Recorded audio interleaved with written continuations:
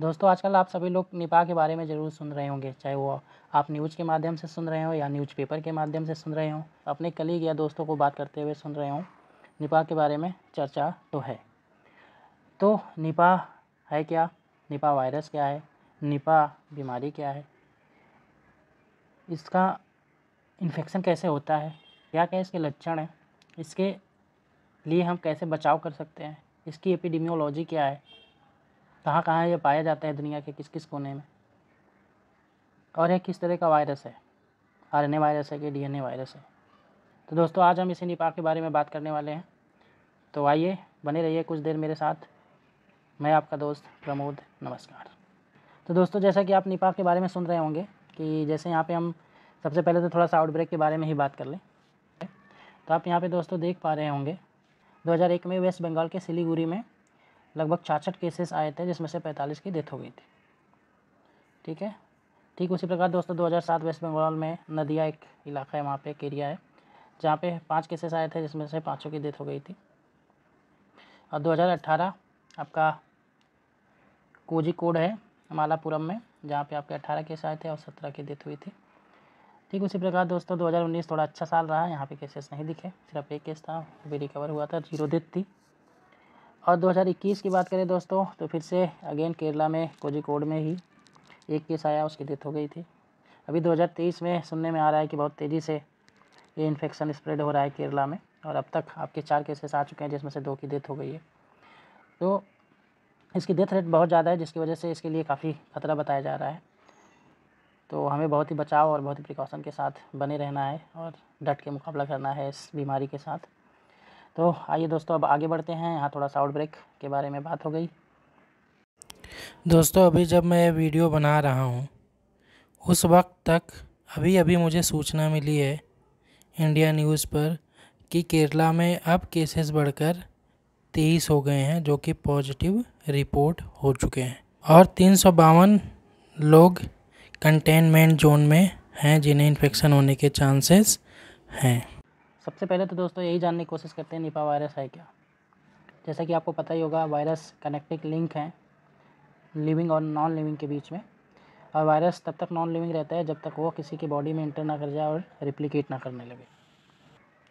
तो दोस्तों जो आपका निपाह वायरस है वह एक जूनोटिक वायरस है, जो कि एनिमल से ह्यूमन बीइंग में फैलता है, और एनिमल से एनिमल में भी फैल सकता है, और ह्यूमन से ह्यूमन में भी फैल सकता है। ठीक है, सबसे पहले अगर निपाह वायरस की बात की जाए तो इसका आइडेंटिफिकेशन हुआ था 1998 में, ये मलेशिया में खोजा गया था।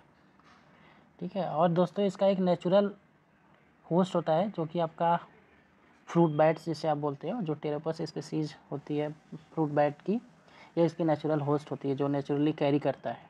ठीक है, तो उसके थ्रू ये इन्फेक्शन होता है। और अगर हम बात करें दोस्तों स्ट्रक्चर की, क्या कुछ इस प्रकार से है, आप यहाँ पे देख पा रहे होंगे कलरफुल कितना सुंदर सा वायरस आपको दिख रहा है। सबसे ऊपर दोस्तों आपको ये प्रोटीन जो दिख रही है, ये वाली, ये आपकी एक फ्यूजन प्रोटीन है दोस्तों, ये आपकी ग्लाइकोप्रोटीन है।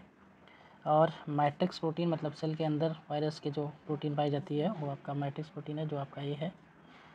नेक्स्ट दोस्तों आपका इन्वेलप बहुत ही ज़रूरी, बहुत ही इंपॉर्टेंट पार्ट होता है वायरस का।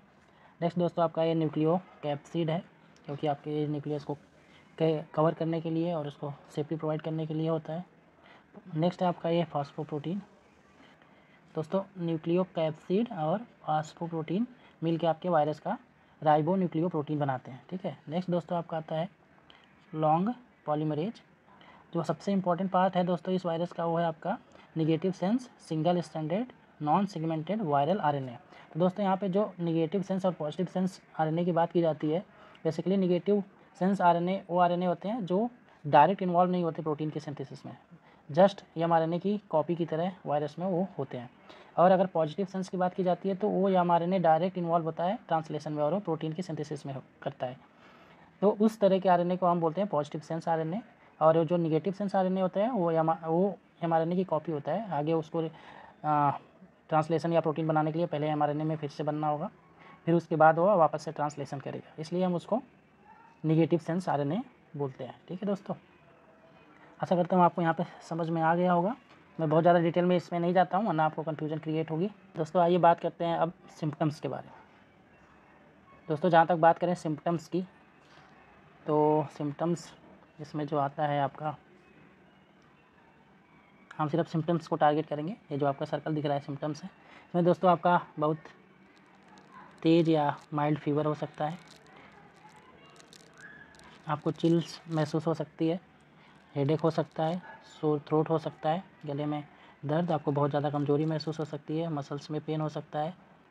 और दोस्तों ये आपके स्क्वायर में जो मैं बना रहा हूँ वो है आपका diarrhoea, abdominal pain, nausea, vomiting, rash, severe haemorrhages, ठीक है, confusion, seizure, shock, multiple organ failure, death भी हो सकती है आपकी। तो सोचिए कितना गंभीर सिम्पटम्स है। और वैसे भी इसकी डेथ रेट काफ़ी ज़्यादा है अगर कंपेरेटिवली बात की जाए कोविड या कोरोना वायरस से। दोस्तों आप सबको पता है किसी भी बीमारी में सारे सिम्पटम्स जो बताए जाते हैं वो एक साथ नहीं आते। हो सकता है 2-3 सिम्पटम्स आपको आए, हो सकता है 4 आए, हो सकता है 50% आपको आए इनमें से। ऐसा नहीं कि सारे सिम्पटम्स आपको हो तभी आप मानो कि आपको निपा डिजीज़ हुई है। कुछ सिम्पटम्स पे भी आपको जांच करा लेनी चाहिए, ठीक है। तो आइए दोस्तों अब आगे बढ़ते हैं। यहाँ पे सिम्पटम्स की बात हो गई, सिम्पटम्स यहाँ पे भी थोड़ा सा हमने बताया हुआ है, आप यहाँ से भी सिम्पटम्स के बारे में देख सकते हो, ठीक है। Fever, headache, drowsiness, fever, headache, drowsiness, disorientation, mental confusion, coma में भी जा सकता है इंसान और पोटेंशियली डेथ भी हो सकती है, ठीक है। तो ये बात हो गई दोस्तों आपके सिम्पटम्स की। तो दोस्तों आइए आपकी अगली टॉपिक है ट्रांसमिशन। ट्रांसमिशन कैसे होता है उसके बारे में बात करते हैं। ट्रांसमिशन मतलब उस इन्फेक्शन का, उस वायरस का एक पर्सन से दूसरे पर्सन में या एक एनिमल से दूसरे एनिमल में कैसे होता है। दोस्तों आपको यहाँ पे एक सुंदर सा फिगर दिख रहा होगा, यहाँ पे कुछ बैट उड़ रही हैं इन्वायरमेंट में और एक किसी फ्रूट पे, किसी पौधे पे फ्रूट लगा हुआ है, उस पर आके बैठती हैं, वहाँ पे वो अपना उसको खाती भी हैं, उस पर अपना यूरिनेशन करती हैं, उस पर अपना बॉडी का वेस्ट मटेरियल भी छोड़ती हैं। तो क्या होता है कि उस फ्रूट को अगर ये पिग जो आपको यहाँ पे दिख रही होगी, पिग उसको यूज़ करती है, फिर पिग को कंज्यूम करने वाले एनिमल अगर उस तरह के पिग को लेते हैं तो उन्हें ये इन्फेक्शन बड़े ही आसानी से हो सकता है। और यह इन्फेक्शन पिग से पिग में हो सकता है और एक ह्यूमन जो इन्फेक्टेड हो गया उससे दूसरे ह्यूमन बीइंग में हो सकता है वो इन्फेक्शन। दोस्तों एक दूसरे फिगर के थ्रू हम समझने की कोशिश करते हैं कि इसका ट्रांसमिशन कैसे होता है। यहाँ पे आपको दिखाई दे रहा होगा फ्लाइंग फॉक्स, ठीक है, ये नेचुरल होस्ट होता है वायरस के लिए। कौन सा वायरस? आपका निपा वायरस, ठीक है। अब दोस्तों अगर ये वायरस आपके डेड पाम पे जाएगा, ठीक है, डेड पाम के सैप पे, तो क्या करेगा, वहाँ पे ये अपना वायरस छोड़ देगा किसी तरह से, ठीक है, चाहे वो सलाइवा से आए, चाहे वो यूरिनेशन से आए, चाहे वो वेस्ट मटेरियल से आए, जो अपना रिलीज़ करेगा बैट, ठीक है। तो अगर उस सैप को ह्यूमन कंज्यूम करेगा, ठीक है, तो उससे क्या होगा, उसको इन्फेक्शन हो जाएगा, ठीक है। और हो सकता है कि अगर ट्रीटमेंट प्रॉपर ना मिले तो इंसान की डेथ भी हो जाए। अब ये दोस्तों क्या होगा, पिग आपको दिख रही है यहाँ पे, अब पिग को इंसान, आप देख रहे हो, आप इंसान कंज्यूम करता ही है, तो वो इंसान भी इन्फेक्टेड हो सकता है पिग से। अब पिग में कैसे आएगा, पिग हो सकता है कि इस जो डेड सैप है उसको यूज़ करे, हो सकता है कि यही जो आपका चमगादड़ है वो आके पिग पे बैठे, ठीक है, वहाँ पे अपना यूरिन को रिलीज़ करे, वेस्ट मटेरियल को रिलीज़ करे, तो उससे पिग में भी इन्फेक्शन हो सकता है। दोस्तों मान लीजिए जैसे आपका ये पिग है, सुअर है, इसमें इन्फेक्शन है लेकिन इस बैट में इन्फेक्शन नहीं है, तो बैट जब आएगा, ठीक है, इस पिग के ऊपर, ठीक है, इसका किसी तरीके से इसके कांटेक्ट में आएगा, मान लो इसके ब्लड से आए, इसके सलाइवा से आए, ठीक है, तो उससे क्या होगा कि उसके जो आपका बैट होगा उसमें भी वो इन्फेक्शन आ जाएगा। फिर वो क्या होगा कि मान लो कि एक बार ये होस्ट जो है वो आपके निपा को कैरी नहीं कर रहा था, लेकिन अब वो इन्फेक्टेड पिग पे आ गया तो कैरी करने लग गया, ठीक है। अब यही आपका बैट आपके हॉर्स पे भी दिख रहा होगा, उसको इन्फेक्ट करेगा तो वहाँ पे रिलीज़ करेगा यूरिन या अपना वेस्ट मटेरियल, तो उससे क्या है, ह्यूमन की आदत होती है ना, जाके लाड प्यार करता है, घोड़े से नहलाना धुलाना होता है, तो किसी तरीके से मान लो सहला रहा है, उसके हाथ में लग गया, उसने हाथ को वॉश नहीं किया, फिर अपना नोज़ या फेस पे ले गया हाथ को, किसी तरीके से वो ह्यूमन में वो इन्फेक्शन हो सकता है, ठीक है। तो सोचिए कितनी तरीके हैं इन्फेक्शन होने के, तो इसलिए हमें बहुत ही सावधान रहने की ज़रूरत है इस बीमारी से। आशा करता हूँ कि आपको यहाँ तक समझ में आ गया होगा। अभी थोड़ी देर में एक और इमेज के थ्रू हम आपको क्लियर करना चाहेंगे। कुछ उसी तरीके का आपका यहाँ पे इमेज है दोस्तों, आप यहाँ पे देखो, यहाँ पे आपको सुंदर सुंदर सी बैट उड़ती हुई दिख रही हैं, ठीक है। अब ये क्या करेंगी, आपके मस्त सेब पे जाके बैठेंगी, वहाँ पे उसको इन्फेक्ट करेंगी, अब उसी सेब को आपकी पिग खाएगी, पिग को ह्यूमन कंज्यूम करेगा किसी तरीके से। दोस्तों ह्यूमन को डायरेक्ट कंटामिनेशन तो हो ही सकता है फ्रूट कंज्यूम करके, वरना जो है एनिमल को कंज्यूम करेगा तो उससे भी हो सकता है। अब अभी हमने घोड़े वाला एग्जांपल दिया था कैसे हो सकता है, और साथ ही में एक ह्यूमन से दूसरे ह्यूमन को भी ये इन्फेक्शन हो सकता है। तो दोस्तों यहाँ पे कंक्लूजन क्या निकलता है? कंक्लूजन ये निकलता है कि ये वायरस ऐसा नहीं है कि ऐसे हवा में, जैसे कोरोना में होता था, छींक दिया आपका, हवा में उड़ के आ गया, आपको इन्फेक्ट कर दिया। यहाँ पे एक मीडियम चाहिए उसे, वो डायरेक्ट आपको ऐसे नहीं हवा में तैरते हुए आ गया। एक मीडियम चाहिए, इट मीन्स कि आप सुअर का मांस यूज़ कर रहे हो, या सुअर से आप किसी तरीके से आपका हाथ टच हुआ, आपका घोड़े से हाथ टच हुआ, वहाँ से किसी तरह से यूरिन या वेस्ट मटेरियल आप कंटेन करें अपने हाथ में, अपने स्किन पे, फिर उसको किसी तरीके से आप अपने फेस तक ले गए और वायरस को अपने बॉडी तक पहुँचाए, तो उस तरीके से बहुत चांसेस हैं इसके इन्फेक्शन करने का। ठीक है, एक और उसी तरीके का इमेज हमने यहाँ पे दिखाया है दोस्तों। ये इमीडिएट आपका होस्ट है, एनिमल जो है। अब ह्यूमन से ह्यूमन में ट्रांसमिशन हो सकता है। ठीक है, अब जो बैट है ये वायरस को ट्रांसमिट कर सकता है फ्रूट पे सिक्रीशन के थ्रू। ठीक है, उसको कंज्यूम करके ह्यूमन को हो सकता है, फिर इस फ्रूट को जो है एनिमल खाएगा तो उससे हो सकता है, या ह्यूमन खाएगा उससे हो सकता है। तो सोचो जो जीनस आपका टेरोपस है, ये आपके बैट का, ये कितना ख़तरनाक है, तो हमें बहुत ही सावधान रहना है इससे। दोस्तों डायग्नोसिस की जहाँ तक इसकी बात की जाती है, डायग्नोसिस मतलब जांच, कैसे पता करें कि आपको निपा वायरस ही है। तो दोस्तों इसमें बहुत सारे टेस्ट हैं, जिसमें सबसे ज़्यादा आपका जो गोल्ड स्टैंडर्ड माना जाता है वो आपका एलाइजा है। ठीक है, एंजाइम लिंक्ड इम्यूनोसॉर्बेंट एस्से। इसमें दोस्तों स्पेसिफिकली पता चलता है कि आपका वही पर्टिकुलर निपा वायरस ही है। बाकी हो सकता है आपका जो पॉइंट ऑफ केयर या रैपिड एंटीजन किट होती है उसमें क्रॉस रिएक्टिविटी की वजह से प्योर ना आए। हो सकता है कि आपके वायरस आइसोलेशन में जो आप माइक्रोस्कोपिक स्टडी करते हो उसमें आप क्लियर ना बता पाओ कि आपका वही वायरस है या कोई और वायरस, क्योंकि ठीक उसी प्रकार से और भी वायरस हो सकते हैं। ठीक है दोस्तों, तो इसमें जो सबसे गोल्ड स्टैंडर्ड है वो आपका एलाइजा है। हिस्टोपैथोलॉजी है दोस्तों, आपका इम्यूनो हिस्टोकेमिस्ट्री है, आपका इलेक्ट्रोमाइक्रोस्कोपी है, और नॉर्मल पीसीआर होता है। दोस्तों नॉर्मल पीसीआर भी होता है और इसके लिए आरटीपीसीआर का भी यूज होता है। दोस्तों आपका एलाइजा और आरटीपीसीआर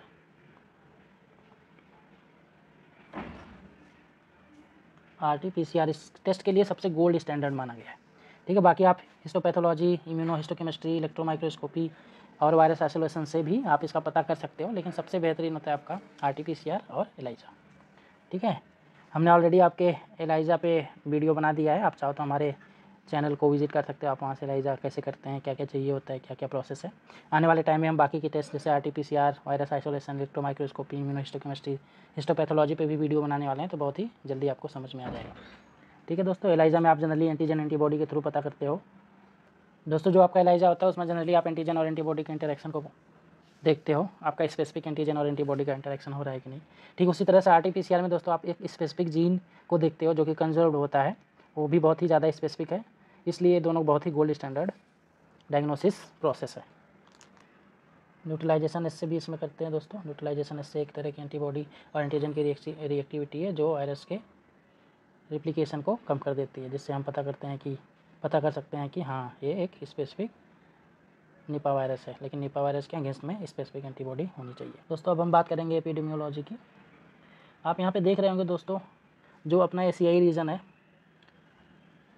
साउथ ईस्ट एशिया, ठीक है, इसी वाले रीजन में, ये वाला रीजन आप देखो, इसी वाले रीजन में इसका इन्फेक्शन ज़्यादा है। इसके पीछे एक ये भी वजह है कि जो आपका टेरोपस बैट है वो इसी रीजन में सबसे ज़्यादा पाया जाता है, बहुत ही ज़्यादा अबंडेंट है, क्योंकि वो होस्ट है निपा वायरस के लिए। तो इसकी वजह यह भी हो सकती है कि यहाँ पे इसका इन्फेक्शन बहुत ही ज़्यादा होता हो। और उसके पीछे एक और लॉजिक ये भी हो सकता है कि यहाँ पे टेम्परेचर बहुत ही ऑप्टिमम होता है, इन्वायरमेंट बहुत ही ऑप्टिमम होता है इस वायरस के ग्रो करने के लिए, और इस इन्वायरमेंट में वायरस ईजिली सर्वाइव कर सकता है। एक ये भी वजह हो सकती है, क्योंकि यहाँ पे मौसम टाइम टाइम पे बदलता रहता है, टेम्परेचर चेंज होते रहते हैं, और ऐसा नहीं है कि आपका निपा वायरस हमेशा ही होता है। आप ज़्यादातर देखोगे जब बारिश ख़त्म होती है और ठंड आने वाली होती है, तो जो हाइब्रिड टाइम होता है दोनों बीच के सीज़न का, उसी टाइम पे सबसे ज़्यादा आपका निपा वायरस देखने को मिलता है। ठीक है दोस्तों, यहाँ पे तो डिजीज़ की बात की गई है। आगे हम आपको दिखाते हैं, ये जो आप फिगर देख रहे हो दोस्तों, ये अबेंडेंट बता रहा है किसका, बैट का। यहाँ पे जो आपका प्टेरोपस बैट है ना, इस रीजन में सबसे ज़्यादा पाया जाता है। ये जो आपको ऑरेंज कलर में डार्क दिख रहा है ना सर्कल के अंदर जो मैं बनाया हूँ, ये सब में आपका बैट बहुत ही ज़्यादा अबंडेंट मात्रा में पाया जाता है, ठीक है। और ये जो लाइट, ये जो आपका येलो कलर में है यहाँ पे है, लेकिन बहुत ही कम है। तो दोस्तों आप देखो, आप जब भी सुनते होंगे कि कहाँ कहाँ वायरस का इन्फेक्शन निपा का हो रहा है, तो आप हमेशा सुनते होंगे कहाँ कहाँ पे हो रहा है, तो आप सुनते होंगे कि आपके इंडिया में हो रहा है, ठीक है। मलेशिया में से शुरुआत ही हुई थी इसकी, ठीक है। पपुआ न्यू गिनी में हो रहा है, ठीक है। मेडागास्कर में तो कम ही सुनने को मिलता है, बांग्लादेश में होता है, ठीक है, वियतनाम में होता है। तो दोस्तों कुछ बहुत ही पॉपुलर कंट्री हैं जहाँ पे बहुत ही ज़्यादा आपका निपा वायरस का इन्फेक्शन टाइम पे देखा गया है, ठीक है। आशा करता हूँ आपको यहाँ तक समझ में आ गया होगा। अब हम आगे बढ़ते हैं दोस्तों, पैथोजेनेसिस की अब हम बात करेंगे। पैथोजेनेसिस कैसे होता है। जैसा कि दोस्तों आपको पता है कि जूनोटिक वायरस है निपा वायरस, यह एनिमल से ह्यूमन में आ सकता है। जो आप ये सबसे पहली पॉइंट देख रहे होंगे, NIV मतलब निपा वायरस इसका पूरा नाम है। तो जब मैं NIV बोलूँ तो आप समझ लेना निपा वायरस की बात हो रही है। तो Nipah virus can be seen in the epithelial cell of the bronchiole in the initial stage of infection. जो सबसे शुरुआती इन्फेक्शन है दोस्तों, वो आपके एपिथेलियल सेल होती है ना, जो ब्रांकियोल पे, जो आपके लंग्स का एक सेल होती है, वहीं पे इसका सबसे पहले इन्फेक्शन देखा जाता है। देन दोस्तों सेकेंड नंबर पे फिर ये पहुँचता है आपका NIV antigen can be detected in bronchi and alveoli. तो जो आपका ब्रोंकी है और एलुलाई है, वहाँ पे आप NIV के एंटीजन को डिटेक्ट कर सकते हो और यहाँ पे ये होता है, ठीक है। फिर दोस्तों आपका थर्ड नंबर पे आपको यहाँ पे दिख रहा होगा ये हिस्सा, आप इसको थोड़ा सा ध्यान देना। Inflammatory mediators are activated as a result of infection to the airways epithelial. तो जो दोस्तों एयरवेज एपिथेलियल है, उनमें इन्फेक्शन होने की वजह से इन्फ्लामेशन यहाँ पे शुरू हो जाता है, ठीक है। इन्फ्लामेशन बेसिकली क्या है, आप सबको पता है कि 3-4 उसके सिम्टम्स होते हैं आपका वहाँ पे, रेडनेस, स्वेलिंग, ठीक है, टेम्परेचर थोड़ा सा वहाँ पे हाई हो जाना, कभी कभी ईचिंग होना, ठीक है, पेन, ये कुछ सिम्टम्स होते हैं इन्फ्लामेशन के, ठीक है। तो इस तरह का आपका इन्फ्लामेशन शुरू हो जाता है उस बॉडी के पार्ट में जहाँ पे ये इन्फेक्शन होता है। ज़्यादातर आपका एयरवे एपिथेलियल रीजन होता है।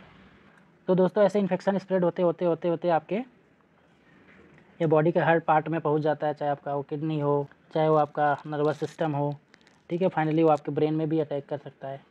तो इसकी पैथोजेनेसिस काफ़ी क्रिटिकल है, तो इसलिए हम बेहतर है कि हम इससे बच जाएं तो ही ज़्यादा अच्छा है, क्योंकि आपके ना सिर्फ आपकी किडनी को, ठीक है, लिकोसाइट को भी आपके इन्फेक्शन कर सकता है, स्प्लीन को भी कर सकता है आपके, ठीक है, आपके फिर न्यूरॉन्स को भी कर सकता है, ठीक है, फिर आपके सेंट्रल नर्वस सिस्टम को भी कर सकता है, फिर फाइनली आपके ब्रेन में भी इसका इन्फेक्शन हो सकता है। दोस्तों अब थोड़ी बात कर लेते हैं प्रिवेंशन की। कहते हैं prevention is better than cure, कि बचाव ही सबसे बड़ा इलाज है। तो दोस्तों हम सिर्फ यहाँ पे देखेंगे प्रिवेंशन को, क्योंकि हमने ऑलरेडी बात कर लिया है सिम्टम्स के बारे में। तो दोस्तों do not eat fruit beaten by birds और bird.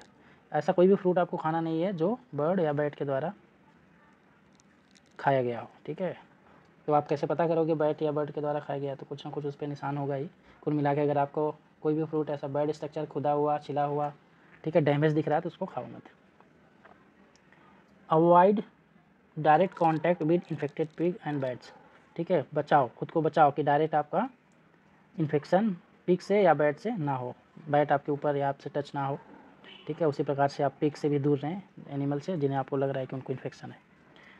Do not consume water contaminated by excrement of bat और पिग। इस तरह का कोई भी कंटामिनेटेड वाटर को कंज्यूम नहीं करना है जिसके आसपास बैट या पिग रहते हो, जिसके कुछ भी एक्सक्रीशन उस पानी में आया हो, ठीक है। प्रॉपर इन्फेक्शन कंट्रोल इन पेशेंट केयर, बहुत ही प्रॉपर कंट्रोल करने की ज़रूरत होती है। हॉस्पिटलाइज्ड हो जाओ अगर आपको सिम्टम्स हैं, ठीक है, एक पर्सनल आपको नर्स रखनी पड़ सकती है। आप मास्क लगाओ, आप टाइम पे हाथ धो, हेल्दी फूड लो और लिक्विड फूड को बढ़ाओ, क्योंकि लिक्विड फूड बढ़ाने से बॉडी में हाइड्रेशन होता है और आपको रोगों से लड़ने की क्षमता को भी बढ़ाता है, ठीक है दोस्तों। और कुछ और पॉइंट की बात की जाए अगर, तो कुछ अफवाह होते हैं जो आपके व्हाट्सएप यूनिवर्सिटी फेसबुक या कहीं कहीं पे सुनाई देते हैं, उनसे बच के रहें। हाथ को अपने टाइम पे धोते रहें।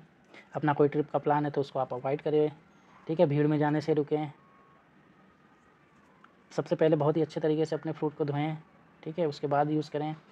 और कुछ भी खाने पीने के सामान एक दूसरे से एक्सचेंज ना करें, चाहे वो आपका कप हो, चाहे आपका पर्सनल बर्तन हो, ठीक है। हो सके तो आप कोविड की तरह मास्क भी पहन सकते हैं, वो भी बहुत ही अच्छा आपका प्रिवेंशन देता है, ठीक है दोस्तों। कुछ पॉइंट और भी हैं, आप चाहो तो यहाँ से भी देख सकते हो इसको।